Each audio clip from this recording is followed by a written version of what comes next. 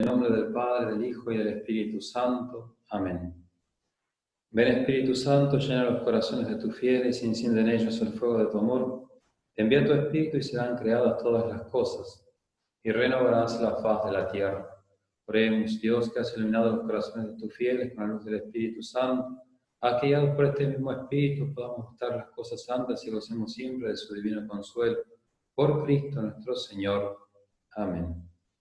Dios te salve María, llena eres de gracia, el Señor es contigo. Bendita tú eres entre todas las mujeres y bendito es el fruto de tu vientre Jesús.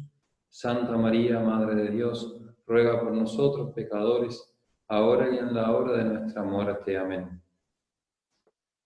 Mater dolorosa, causa de nuestra alegría, ruega por nosotros.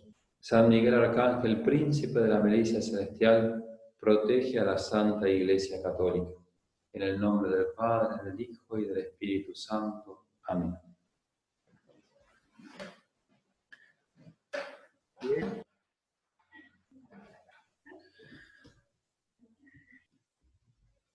Muy bien.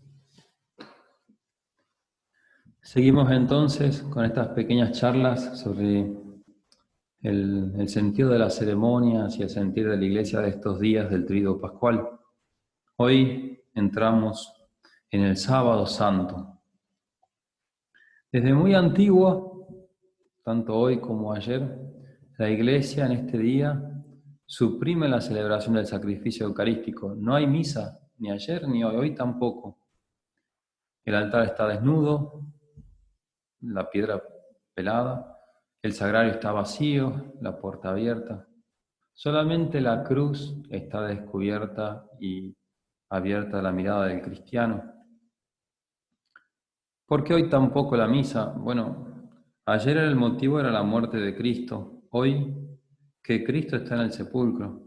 La sepultura de Cristo, que es la continuación de la pasión, son la razón por la cual hoy no hay misa. No conviene renovar el sacrificio que trae el cuerpo divino, glorioso, resucitado del Señor sobre el altar, en este día en que la Iglesia permanece como la esposa del Señor, silenciosa junto al sepulcro. Este es un día de profundo duelo de la Iglesia y eso lo hace notar la liturgia. Es, como lo llamaba una homilía antigua, es el sábado del gran silencio. Solamente este silencio se interrumpe con el canto de las horas litúrgicas, que también presentan, como las de ayer, una austeridad particular. Todas las melodías, los tonos son muy simples. Incluso en el breviario tradicional se suspenden himnos, responsorios. Todo habla de una sobriedad especial. La Iglesia está de luto. Reposa junto a la tumba del Señor. Cristo ya no padece más, dice don Granger, descansa, y la Iglesia lo sabe. Descansa como el vencedor cuyo triunfo está cercano. Y por eso en el oficio de este día, en las distintas horas litúrgicas, siempre se termina con una antífona que dice así: Cristo se hizo obediente hasta la muerte y muerte de cruz. Está tomado en la carta de San Pablo. Pero hoy, esa antífona que se viene diciendo el jueves, el viernes, hoy agrega a la Iglesia, y así Dios lo exaltó y le dio un nombre sobre todo nombre. Esa antífona final, entonces, aunque todavía concentrada en la muerte y muerte de cruz del Señor, ya empieza como a presentir, a hacer como presente, ya en los labios de la Iglesia está como la ansiedad de la resurrección y de algún modo la va haciendo presente, y así Dios lo exaltó y le dio un nombre sobre todo nombre. Este sábado se va a extender a lo largo de todo el día y la liturgia va a ser así incluso en las vísperas de la tarde. No son vísperas de Pascua, sino vísperas de Sábado Santo, donde sigue todo este tono severo y austero y silencioso de la liturgia. Como ayer también, los orientales la llaman a este día alitúrgico, porque no hay misa, no hay ceremonias especiales.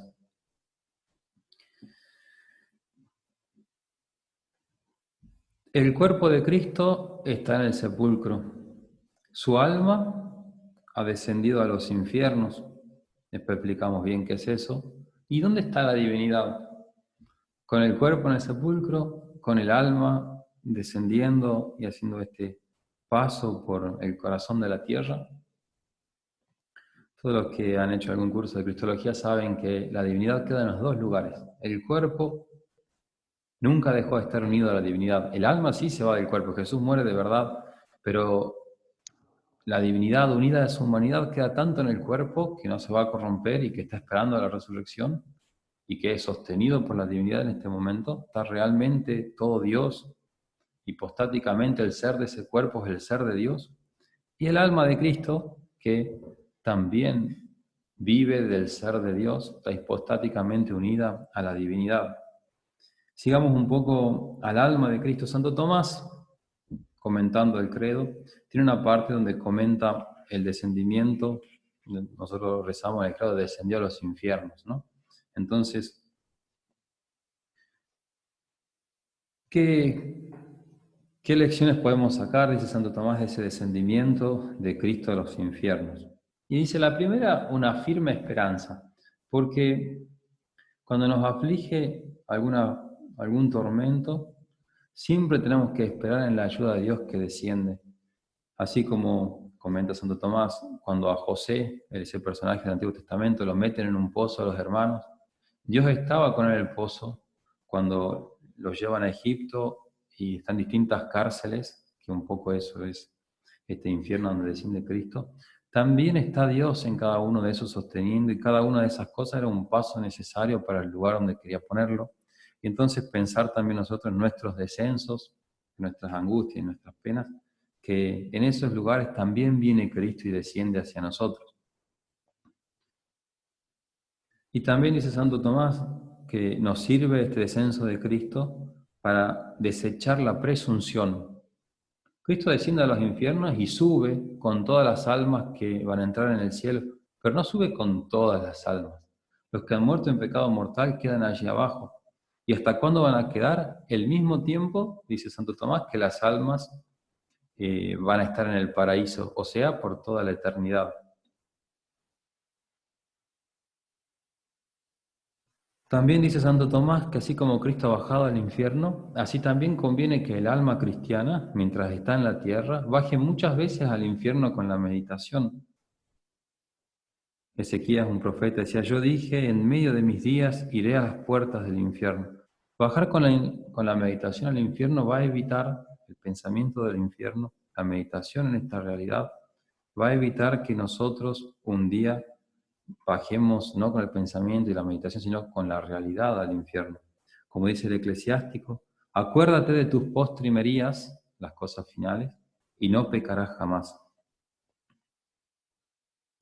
Y también completa Santo Tomás la utilidad de que nosotros bajemos al infierno, así como Cristo, en el sentido de ir al purgatorio y salvar almas que están ahí, que esperan de nuestro socorro, así como Cristo ha ido a animar y a consolar a las almas. ¿Y cómo podemos ir hasta esos lugares y consolar a las almas de nuestros seres queridos que han fallecido y de los que no son nuestros seres queridos pero que no tienen quien rece por ellos? Dice Santo Tomás, por medio de misas, encargándolas, de oraciones y de limosnas. Bien, pongamos un poco de orden porque Cristo, el alma de Cristo va a estos infiernos, pero entendamos un poco de qué se trata. Primero está el infierno de los condenados, con el mismo nombre, infierno, inferis, ¿no? Las cosas de abajo. Hablamos de muchas realidades. El infierno de los condenados, lugar de espanto, fuego, desesperanza, donde están Satanás, sus ángeles por toda la eternidad y junto con ellos los réprobos de la raza humana. Otra región, y todas estas regiones nosotros sabemos que Jesús se hizo hombre, ¿no? Y podemos ir y tocar y mirar los lugares por donde ha andado Jesús en Tierra Santa. Y estos días circulaban videos muy buenos de todo eso. Pero de estos lugares donde está ahora el alma de Jesús y que recorre también la humanidad y la realidad de Cristo, ya solamente sabemos por la revelación. El purgatorio Es el lugar de las expiaciones, donde las almas que han salido de este mundo, pero todavía le han quedado reliquias del pecado, tienen que terminar de purificar sus manchas, las impurezas, para poder gozar plenamente del cielo. No es que Dios las manda así, como quien dice, sino que, por supuesto que es así, pero el alma misma desea esa rápida purificación y se lanza al purgatorio para poder ver a Dios con toda la pureza que es necesaria lo más pronto posible. Y por último, en estas regiones que solamente conocemos por la revelación, tenemos el limbo de los justos, en cuyas sombras estaba detenida la muchedumbre de los santos que murieron desde el justo Abel hasta que Cristo expiró en la cruz. Ahí estaban todos nuestros primeros padres, Noé, Abraham, Moisés, David, ahí estaba San Juan Bautista, San José, esperando ansiosos el rescate, y cada nuevo que llegaba, cada profeta que iba muriendo, cada uno que les iba avisando que faltaba menos, crecía esa expectación.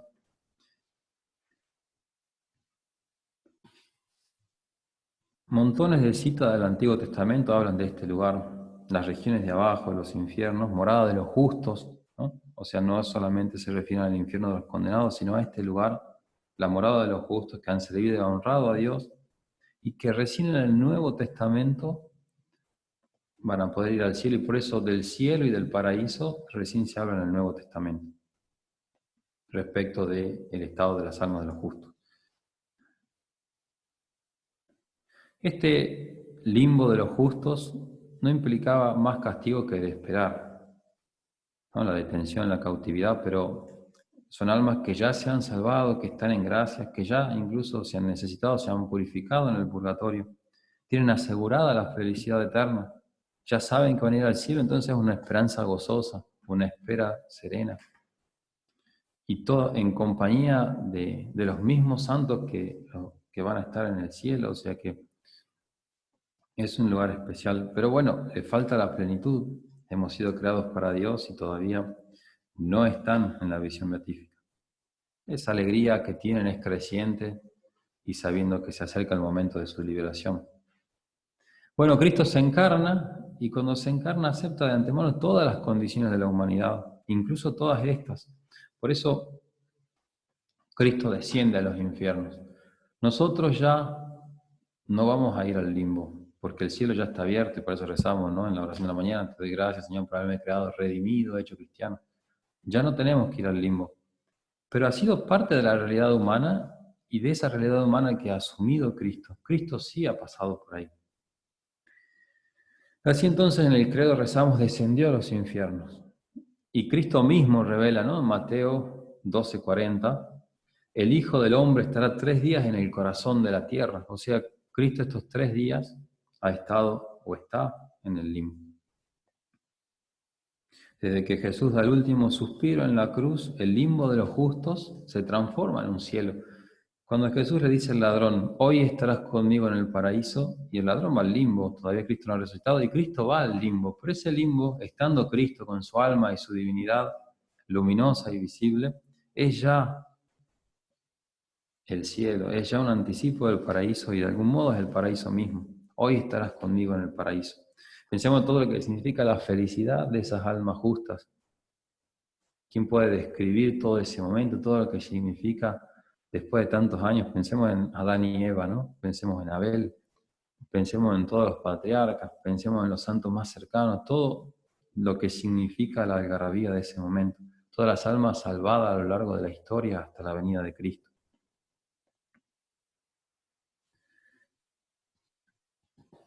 Pero también Jesús de algún modo hace sentir su presencia en el infierno de los condenados. No para manifestarse ni para mostrar la alegría de su divinidad, la luminosidad de su resurrección, pero sí para manifestar su poder. Sin bajar de un modo igual al limbo de los justos, a la prisión de Satanás, el Señor no va del mismo modo, pero le hace sentir al demonio su presencia. Es necesario que el príncipe soberbio de este mundo doble la rodilla y se humille ante Cristo.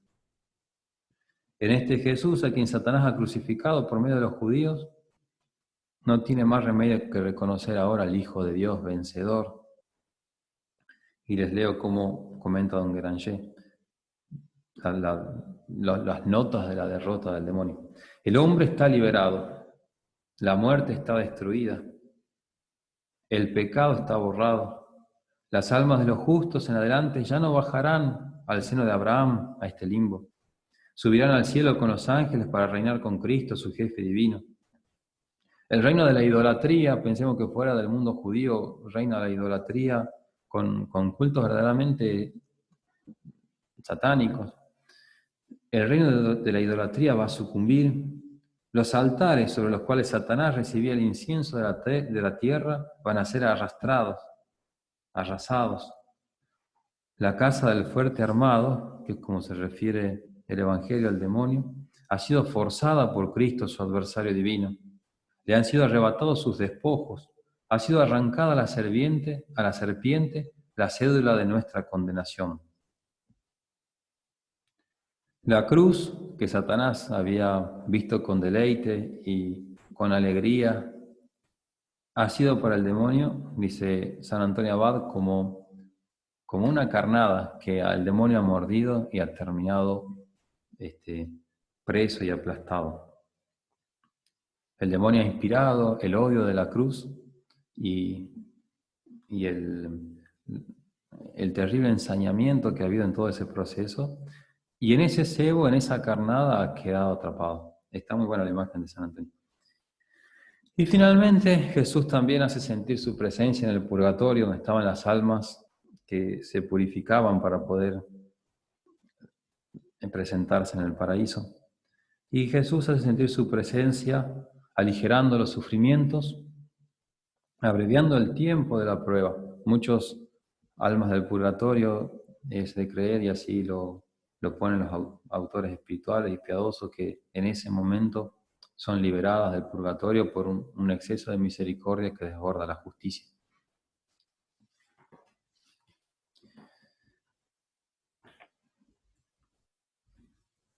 Este día, entonces, no hay misa. Y algunos habrán pensado cuando decía eso, bueno, pero ¿y la vigilia? Es hoy, ¿no? Es verdad, la vigilia es hoy, pero la vigilia ya pertenece a mañana. No es una misa de primeras vísperas como la del sábado a la tarde que anticipa la del lunes, o las del sábado, o las del día anterior a las solemnidades, sino que es misa de Pascua, ella pertenece al domingo, y de hecho su horario natural es después de las 12 de la noche. Pasa que, bueno, se nos hace larga la espera y se anticipa. Desde los primeros siglos de la Iglesia, y de hecho la liturgia nace un poco en torno a esta vigilia pascual, los fieles velaban, esperaban, por eso vigilaban, como explicaba, ¿no? Las vigilias son las horas de la noche, vigilaban para esperar la resurrección de Cristo. Estaban ahí expectantes, en recuerdo, en honor al momento en que Cristo triunfante sale del sepulcro. Y por eso, entre todas las vigilias del año, esta, porque antes había muchas más vigilias que esta, hoy por hoy tenemos esta y también la de Navidad. Por ahí se habla de la vigilia de San Juan y no hay mucho más. Pero el calendario litúrgico antiguo tenía muchas vigilias y a esta se la llamaba la madre de todas las vigilias, porque era como la vigilia reina. Era la más frecuentada, con la asistencia de la gente, con más entusiasmo. Los fieles celebraban el paso de Cristo y también el paso de los catecúmenos, que esta noche eran bautizados, y pasaban, también ellos tenían su Pascua de la muerte espiritual a la vida de la gracia.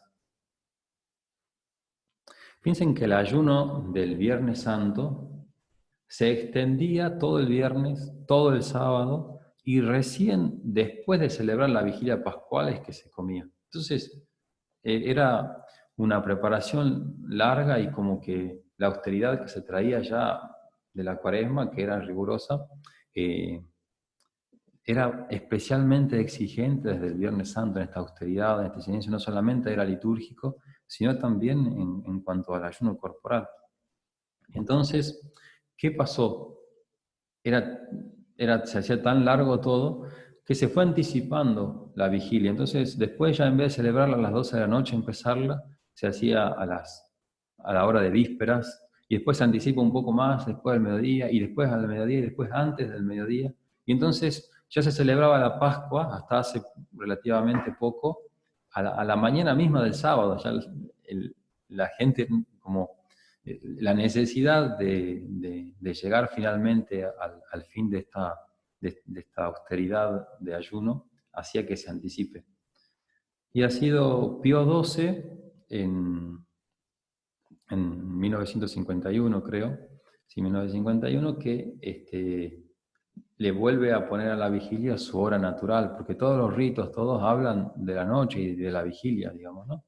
Y desde ahí en adelante que vuelve la vigilia y se recupera su lugar natural, que es a la noche. Hoy por hoy también muchas veces las parroquias, en atención a los fieles, a la organización de las familias, no la hacen a las 12 de la noche, sino que nuevamente la anticipan un poco. Pero un poco, hay que empezarla cuando ya es de noche, si no, no tiene sentido, pierden fuerza todos los símbolos de esta liturgia. Bueno, todos los símbolos de esta liturgia están íntimamente ligados al punto principal, ¿no? Que lo que pasa hoy, que es el bautismo. El bautismo estaba reservado para este día. Hoy por hoy, dado la necesidad del bautismo y la necesidad de que los niños sean bautizados cuanto antes, hace que se bautice a lo largo del año. Pero el día especialmente previsto por la liturgia para el bautismo es esta noche del sábado santo. Y de hecho los catecúmenos, las personas grandes en general, se reservan para este día el bautismo. En los primeros siglos, cuando están haciendo la liturgia, tenemos en época apostólica o inmediatamente post-apostólica, hay bautismos en masa de gente grande, ¿no? La fe, todavía no tenemos familias cristianas o van apareciendo, pero lo que tenemos es un mundo gentil, pagano o que viene del contexto hebraico que va abrazando la fe. Entonces, el bautismo de adultos era mucho más común y mucho más numeroso, eran grandes cantidades de adultos que había que bautizar. Entonces, eso es lo que explica muchas de las cosas de la ceremonia de hoy. El esquema de la ceremonia va a ser la bendición del fuego, la bendición del cirio pascual, la consagración de la fuente bautismal y los bautismos y la misa propiamente. Vamos a ir viendo.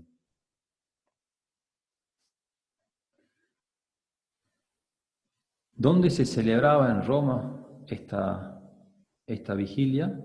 Se celebraba en la Catedral del Papa. La Catedral del Papa es San Juan de Letrán. Cuando Constantino, ¿se acuerdan? El hijo de Santa Elena, el que tuvo que ver con el descubrimiento de la cruz y la libertad de los cristianos para celebrar la fe. Constantino construye 4 basílicas en Roma, o al menos en esta época, o un poquito posterior a algunas, pero los cristianos apenas son libres de construir basílicas, consiguen 4 basílicas. Una dedicada a Cristo, y era la Catedral del Papa, otra dedicada a los 2 apóstoles fundadores de Roma, San Pedro y San Pablo, y otra dedicada a la Virgen, Santa María Mayor. Esas son las 4 basílicas patriarcales. Bueno, la Catedral del Papa es la dedicada a Cristo, San Juan de Letrán. ¿Por qué San Juan de Letrán y no Santísimo Salvador, que es su nombre original? Porque esa basílica queda cerca de una puerta en Roma, la puerta de San Juan, en un lugar que se llama Laterano, y bueno, terminó llamándose San Juan de Letrán por el uso y por cómo la denominaba la gente, pero su nombre original es el Santísimo Salvador y es la iglesia catedral de Roma y la madre de todas las catedrales y de todas las iglesias. Esa era la iglesia del Papa y ahí vivía el Papa. Pasa que después, por los distintos avatares de la historia, ha terminado fijando su residencia en el Vaticano, donde está la tumba de San Pedro, y era una basílica pensada para la tumba de los papas. Y era un centro de peregrinación constante, por las romerías iban a visitar la tumba de San Pedro, entonces era más bien un lugar de sepultura de los papas. Y la catedral del Papa, en cambio, es San Juan de Letrán. Todavía hoy el Papa para este día se traslada, o se trasladaba, ¿no? Ya no, a la catedral donde se celebraba la misa. La estación entonces en Roma, así se llama el lugar donde el Papa celebra cada cosa en Roma, esta vez la Pascua, la vigilia pascual en San Juan de Letrán. Y esta catedral del Papa tiene afuera, como era costumbre, separado del edificio de la iglesia, otro gran edificio redondo, que es el bautisterio, donde se administraba el bautismo y donde una tradición, algunas fuentes hablan de que ahí fue el bautismo de Constantino.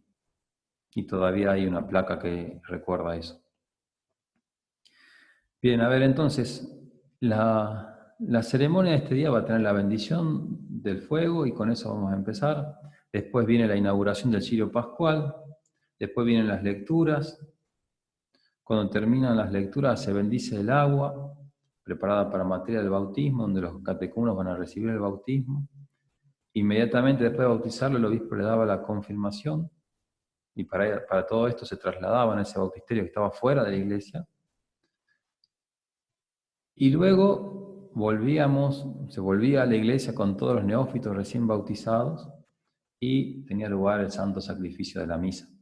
De hecho, los catecúmenos hasta no estar bautizados no podían participar de la misa, y la misa se divide en el modo de llamar las partes de la misa antiguo. Se habla de misa de los catecúmenos y misa de los fieles. La primera parte de la misa podían estar los catecúmenos, y la segunda parte, a partir del ofertorio en adelante, ya los catecúmenos eran despedidos, en el credo eran despedidos y solamente quedaban los bautizados dentro del templo para la misa de los fieles, que es la segunda parte de la misa, desde el ofertorio en adelante.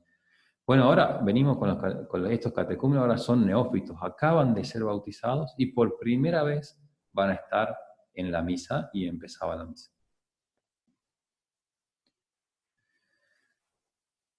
Empecemos entonces con la bendición del fuego. El sábado santo, el obispo se dirigía con todo el clero hacia la iglesia para empezar la vigilia pascual, y así en nuestras parroquias también nos dirigimos al atrio de la iglesia para empezar nuestras vigilias pascuales. Y lo primero que se hacía era la bendición del fuego afuera del templo. Pensemos que antiguamente no había luz eléctrica, todo se mantenía con fuego, las cocinas, las casas, el modo de iluminar, de cocinar, etc. Todas las casas tenían un fuego siempre prendido, que era la fuente de luz y de calor.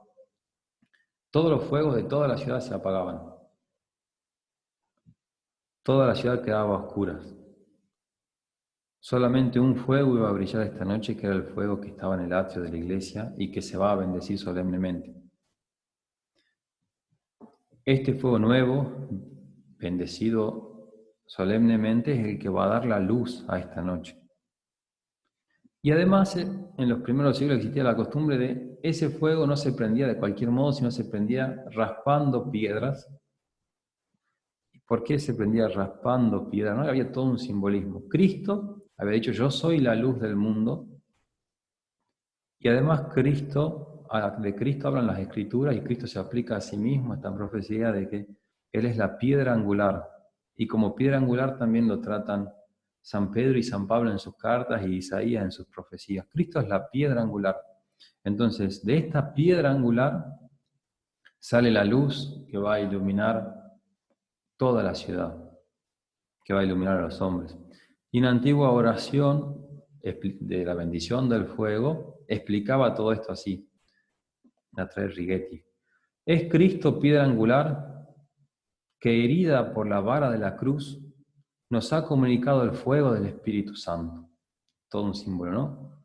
El fuego salía de la piedra, que es Cristo. Esa luz es la luz de Cristo que se derrama sobre nosotros con el Espíritu Santo.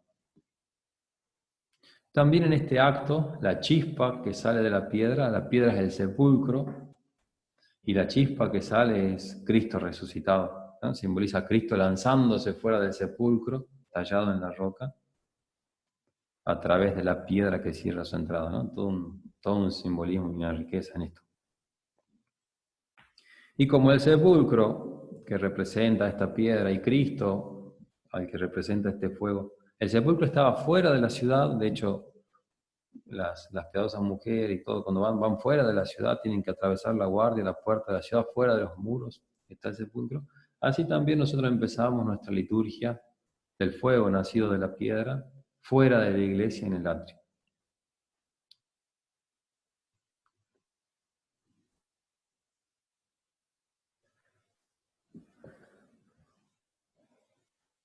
Y entonces ya la liturgia de este día empieza en el atrio y ya hay todo un tono de una cierta alegría especial, ¿no? Ya la vigilia pascual empieza con una expectación que a lo largo del día ha ido creciendo y aquí va llegando a su culmen.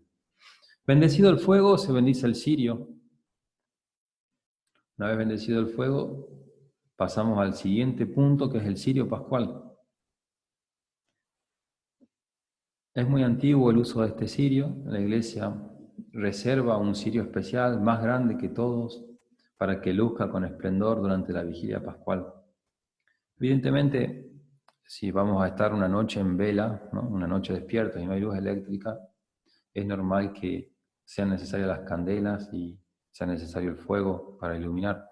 Pero siempre la Iglesia, además de ese uso práctico, digamos, ha visto en el fuego un símbolo muy importante de cosas más profundas, y también el fuego va como a campear esta noche con simbolismos muy profundos como los que veníamos diciendo. Y así este cirio superior, superior en peso, en grosor, va a ser más grande y más especial que el que se usa en cualquier otra vigilia o en cualquier otra noche, o se usaba al menos para iluminar la oración de los fieles.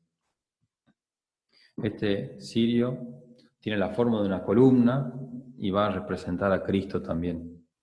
El cirio, antes de ser encendido, representa del Antiguo Testamento la columna de nube. No sé si se acuerdan, porque bueno, la Pascua Nueva está prefigurada en la Pascua anterior del pueblo de Israel que cruza el Mar Rojo.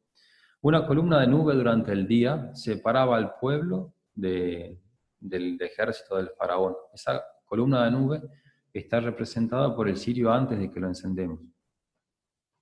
Y también representa a Cristo en la tumba, inanimado sin vida, el cuerpo de Cristo, que unido a la divinidad espera el alma para ser resucitado. Y una vez que prendemos el cirio, representa ya de esa figura del Antiguo Testamento la columna de fuego. De noche el pueblo era iluminado para caminar y avanzar por el desierto por una columna de fuego.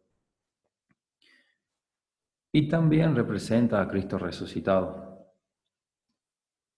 El obispo o el que preside la ceremonia, el celebrante, va a marcar el cirio, conocemos las marcas, con una cruz, con un alfa y un omega, y con el año en curso.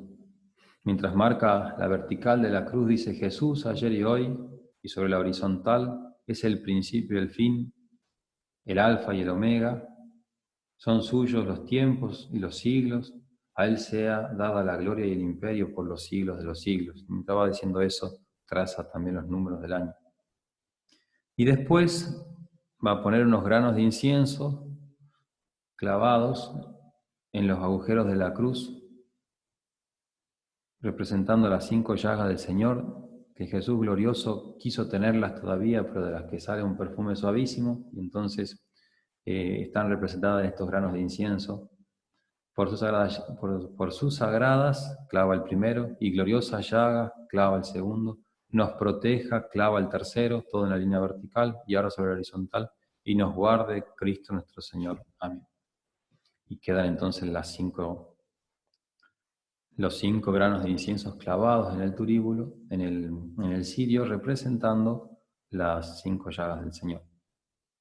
También representan los perfumes con los que la Magdalena y las demás mujeres iban a ungir el cuerpo del Señor, pero que cuando llegan ya el Señor había resucitado. Pero es todo un homenaje también al cuerpo del Señor que la Iglesia sabe resucitado. Por eso se ponen estos inciensos preparando el turíbulo, el cirio que va a ser encendido. Y entonces ahora que el cirio ya está preparado, que ha sido ungido de algún modo con estos perfumes y marcado con estas marcas de la cruz, del alfa, del omega, del año en curso, se enciende el cirio.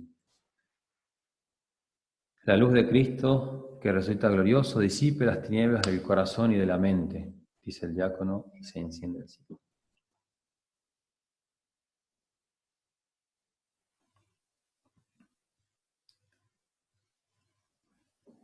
Y hay acá también un símbolo más. Decíamos que toda la ciudad tiene las luces apagadas y todo va a empezar a iluminarse de nuevo a partir de este cirio. Es todo un símbolo, ¿no? Se apagaron todas las luces de la ciudad y ahora nacen de nuevo, de un modo nuevo, con el fuego bendecido. Es un símbolo de la derogación de la ley antigua, se acaba el Antiguo Testamento, y la aparición del fuego nuevo representa la publicación misteriosa de la nueva ley de Jesucristo, luz del mundo, que ahora vibra en los corazones por la gracia. La luz de Cristo, la gracia, la nueva economía de la salvación ilumina la antigua oscuridad que queda para siempre drogada. Ya tenemos el cirio prendido, ahora entonces caminamos hacia la iglesia, nos vamos a introducir. El diácono toma el cirio bendecido y entra en la iglesia a oscuras, encabezando el cortejo. Después de haber dado unos pasos por la nave central, se gira y canta la luz de Cristo en un tono bajo, Lumen Christi, y todos respondemos, Deo gracia, ¿no? Demos gracias a Dios. Esta primera ostensión, ¿no? Manifestación de la luz de Cristo, es una proclamación de la divinidad del Padre, que se nos ha manifestado en Cristo. Decía el Señor, nadie conoce al Padre, sino el Hijo y aquel a quien el Hijo se lo quiera revelar. Cristo nos reveló Cristo, esa luz encendida, nos iluminó sobre la divinidad del Padre. Y eso se representa con este primer canto. Y ahí, después de este primer canto, el celebrante, el obispo o el párroco, el que preside la ceremonia, prende su cirio, su propio cirio, y nada más. Es típico en este momento que toda la gente se preocupa y empieza a abalanzarse. Si el padre ha prendido, yo también quiero prender la vela, pero este primer momento es solo del celebrante. Y avanzamos un poco más. Avanzando el diácono un poco más, avanza la procesión un poquito más, nuevamente se frena, se gira y canta el diácono, o el celebrante si no hay diácono, la luz de Cristo, Lumen Christi, después ponemos demos gracias a Dios. Y esta segunda ostensión, en un tono un poquito más alto todavía, canta la divinidad del Hijo, que se ha aparecido a los hombres en la encarnación, que nos ha mostrado que en su naturaleza es igual al Padre. Y acá los demás ministros del altar y los fieles prenden sus lámparas. Nuestra fe, nuestra gracia, nuestra participación en la divinidad nace de Cristo. Por esto en este segundo momento en donde cantamos la divinidad de Cristo es donde encendemos nuestras velas. Por tercera vez va a cantar el diácono ya llegando al pie del presbiterio, la luz de Cristo, subiendo todavía más el tono, respondemos, demos gracias a Dios, y aquí ya proclama la divinidad del Espíritu Santo que se nos manifiesta en Cristo y que se nos va a derramar en el bautismo en una noche similar para nosotros, en la que amanece nuestro día de la gracia y de la fe. Ir y enseñar a todas las naciones, bautizándolas en el nombre del Padre, del Hijo y del Espíritu Santo. Y aquí, con esta tercera ostensión del cirio, se completa la predicación de la Trinidad. Dice don Granger, por medio del Hijo, que es la luz del mundo, los hombres hemos conocido a la Santísima Trinidad, cuya confesión va a pedir el pontífice a los catecúmenos antes de bautizarlos, mientras el cirio debe recordar durante toda la noche este misterio trinitario al pueblo presente. Tenemos los catecúmenos entre la gente, se están preparando para recibir al Señor y reciben la predicación simbólica y además confiesan su fe en la Trinidad con esta entrada con el cirio. El primer sentido del cirio del fuego nuevo es anunciar los resplandores de la Santísima Trinidad, pero también el sentido del cirio y del fuego nuevo es proclamar la gloria de Cristo resucitado. Entonces, a esta primera anuncio trinitario va a seguir un anuncio cristológico y en torno al cirio va a empezar el canto del Exultet, que es cristológico, ¿no? Canta la gloria de Cristo que ilumina el mundo. Todo un poema muy especial y muy antiquísimo de la liturgia. Si hay diácono, lo canta el diácono, y si no, el celebrante, y si el celebrante no reúne las condiciones para hacerlo, algún cantor preparado.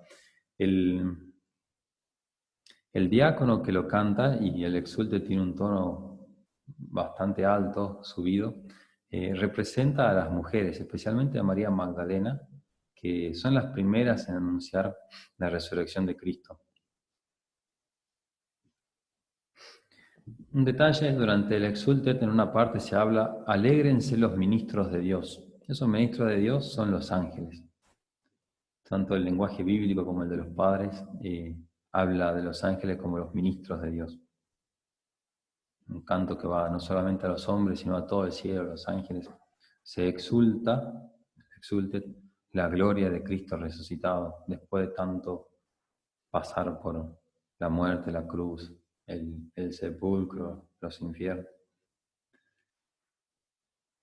Terminado el canto del exulto van a empezar las lecturas. La iglesia sigue oscura, está toda oscura y solamente ilumina la luz del cirio pascual. ¿Para qué están estas lecturas y cómo es el origen? Estas lecturas completan la preparación de los catecúmenos. Y los fieles que los acompañan también, de algún modo había que llenar, no digo llenar el tiempo, pero ocupar el tiempo en algo santo, y entonces se leían todas estas lecturas a lo largo de la noche. Pensemos que los catecúmenos están reunidos en el pórtico de la iglesia, hay que hacerle una serie de ritos previos al bautismo, ¿no? Las unciones con el óleo de los catecúmenos, los exorcismos, que eran largos, y son muchos. Entonces, mientras se dan todos esos ritos preparatorios, además se hace un escrutinio, se les toma como un examen, que digan el credo, que lo sepan, etc. Mientras se completa eso, se van leyendo una serie de lecturas que son catequéticas, que van siguiendo la historia de la salvación y el sentido del bautismo y de la fe y de Cristo y de la resurrección. Entonces, es todo un momento formativo todavía para los catecúmenos y para todos los fieles que los acompañan y están viviendo este momento. Por eso, las lecturas se extendían a lo largo de la noche, y recién se va a empezar la misa propiamente con las primeras luces del alba. Era verdaderamente una vigilia.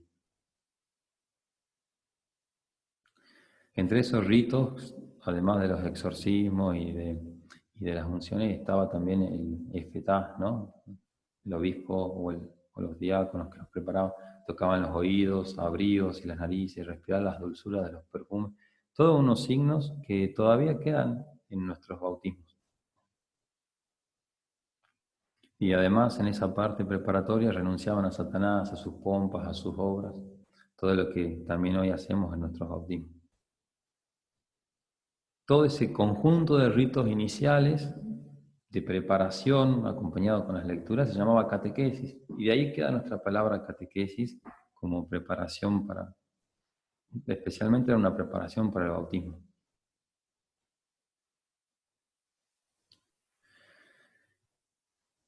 Después de cada lectura, además, el diácono, como instruyendo a los catecúmenos, hacía una oración, una especie de oración colecta, que recogía de algún modo la aspiración de los catecúmenos a ser bautizados y el sentido de la lectura que se había leído. Y todavía se conserva hoy en la vigilia esa costumbre de entre lectura y lectura una oración que recoge el sentido de la lectura y lo aplica a la economía actual de la salvación.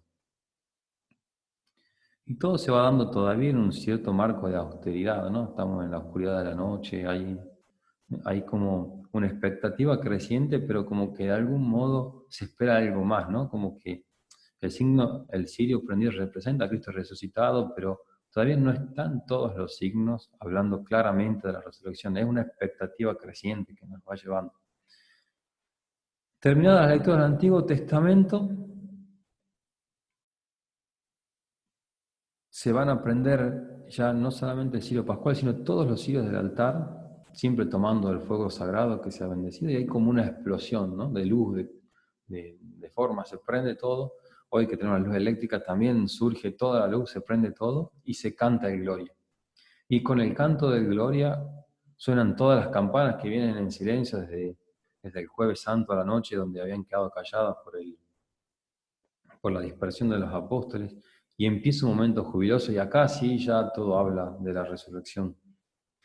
Después se va a leer, y entramos en el Nuevo Testamento, entonces ya no son lecturas del Antiguo Testamento, sino que empiezan las del Nuevo Testamento, se lee una carta de San Pablo, se canta el aleluya, y el aleluya se anuncia, el aleluya viene en silencio desde toda la Cuaresma, y incluso antes de la Septuagésima por el rito tridentino. Entonces, bueno, acá se abre de nuevo el aleluya, se anuncia, el diácono le anuncia al celebrante, le anuncia una gran alegría el canto del aleluya, y se canta el aleluya.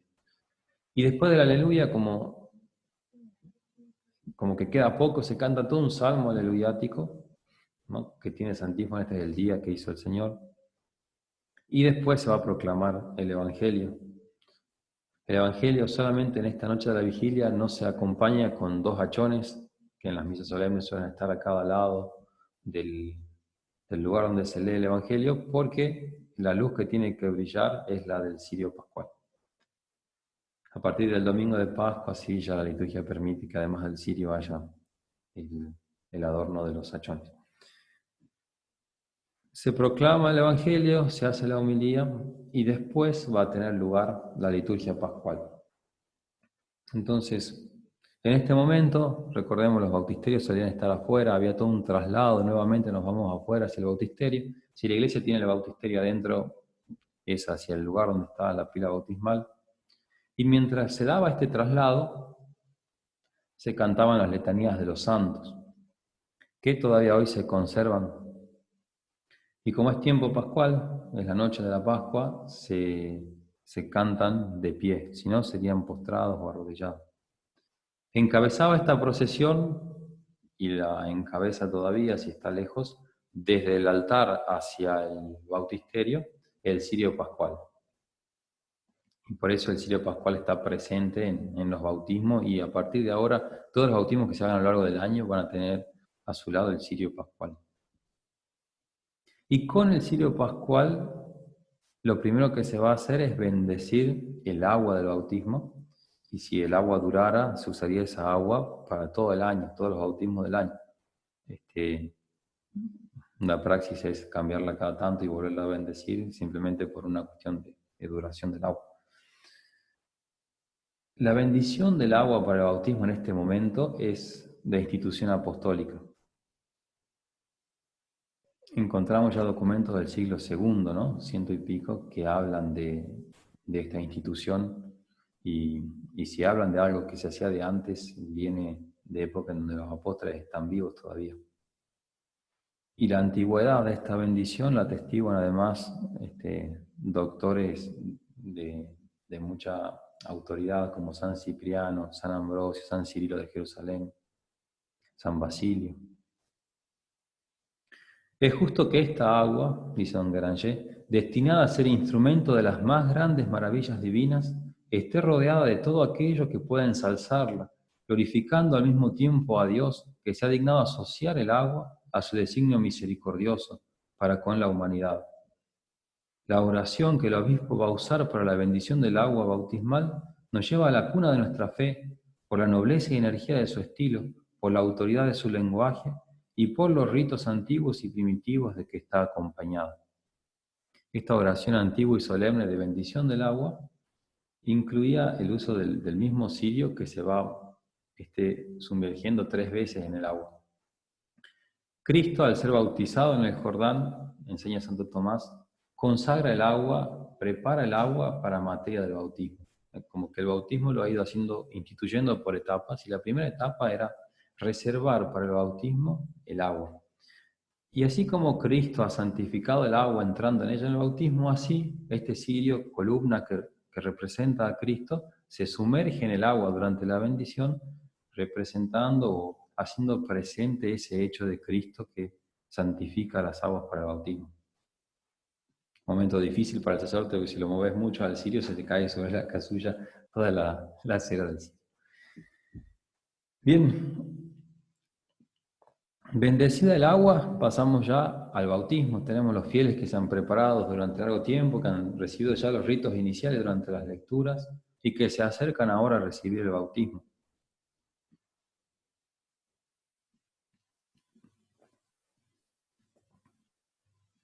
Los antiguos bautisterios, el bautismo se daba por inmersión, ¿no? Entonces los antiguos bautisterios son redondos y dentro encontramos como una especie de, por decirlo de algún modo, de piscina, ¿no? A veces redonda, a veces octogonal, y los neófitos descendían por como unas gradas, unas escaleras, descendían al agua, eran bautizados y subían por otro paso, ¿no? Y iban pasando. Y todavía se puede ver eso en los bautisterios antiguos, en Roma y en otros lugares, Florencia, hay un bautisterio muy lindo, y en Pisa. Vieron, en Pisa toda la gente habla de la torre de Pisa y va la gente y se saca foto ahí con la torre que está inclinada. Pero esa torre de Pisa es el campanario de una iglesia fabulosa que hace juego con toda esa torre. Era todo un estilo muy precioso y de los mejores artistas han participado ahí.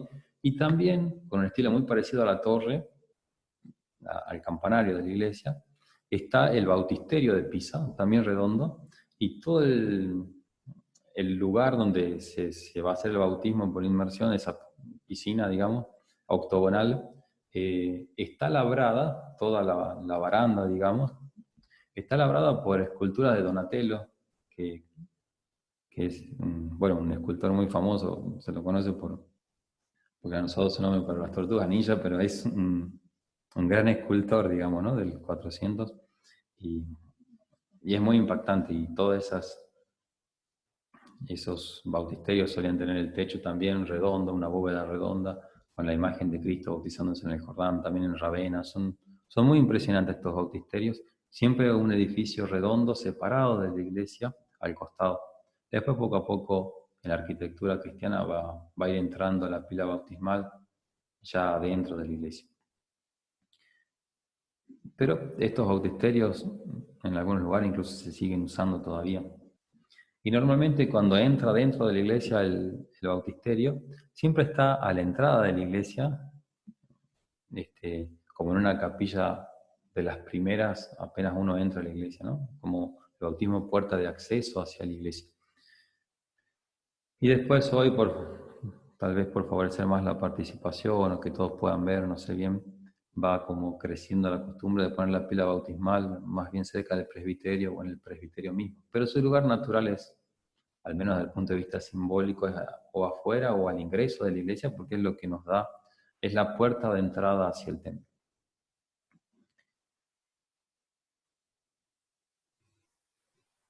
Después de bautizar a toda la gente, se rocía a todos los presentes con la misma agua, como un recuerdo del bautismo, y todos juntos renovamos las promesas bautismales.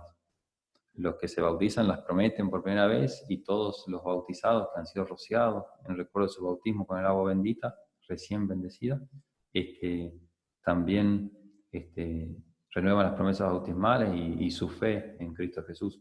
Y porque hemos hecho la renovación de las promesas bautismales, que es todo el sí creo, es el credo respondido, ya no se va a rezar el credo en la misa. Una vez que pasa la liturgia bautismal, ya vamos terminando, empieza propiamente la liturgia eucarística, empieza propiamente la misa, y ahora es la misa de los fieles, donde todos estos bautizados que antes no podían estar van a estar por primera vez, y además de haber recibido el bautismo y la confirmación, estos adultos bautizados van a recibir también por primera vez al Señor en la Santa Misa. Es una misa normal ya a partir de ahora, con la única característica que al final se saluda a la Virgen con el Regina Cheli y el celebrante nos despide con un doble aleluya. Ite misa es, aleluya, aleluya, demos gracias a Dios, aleluya, aleluya. Pero dejemos aquí que para todo eso falta todavía, no perdamos el clima del sábado santo, permanezcamos junto al sepulcro. Ya mañana todo el sentido de la Pascua nos lo va a dar el Padre Elvio en la charla de la tarde. Pensemos que ahí en el sepulcro, junto al cuerpo de Jesús, no están los apóstoles que han huido, están los guardias, que van a ser testigos de la resurrección del Señor. Y van a ir temblando los sumos sacerdotes a decirle que ha resucitado. Pensemos también, han sido testigos del suceso más grande de la historia, y por un poco de plata lo van a negar parecido a lo de Judas, ¿no? Nuevamente se da esto de que una gracia tan grande es resistida y se pierde. Y, y para siempre va a quedar esa explicación inexplicable con la que San Agustín hace toda una ironía. Estaban dormidos y estando dormidos pueden atestiguar que los apóstoles han ido a robar el cuerpo. Impresionante, ¿no? La posibilidad de resistir a gracias tan grandes. Pidamos a la Virgen poder entregarnos nosotros a todas las gracias propias de este día. Hasta aquí llegamos. Si hay alguna pregunta es el momento. Y mañana ya con la espiritualidad de la Pascua y el sentido místico vamos a seguir con el Padre de la tarde, mañana a la tarde.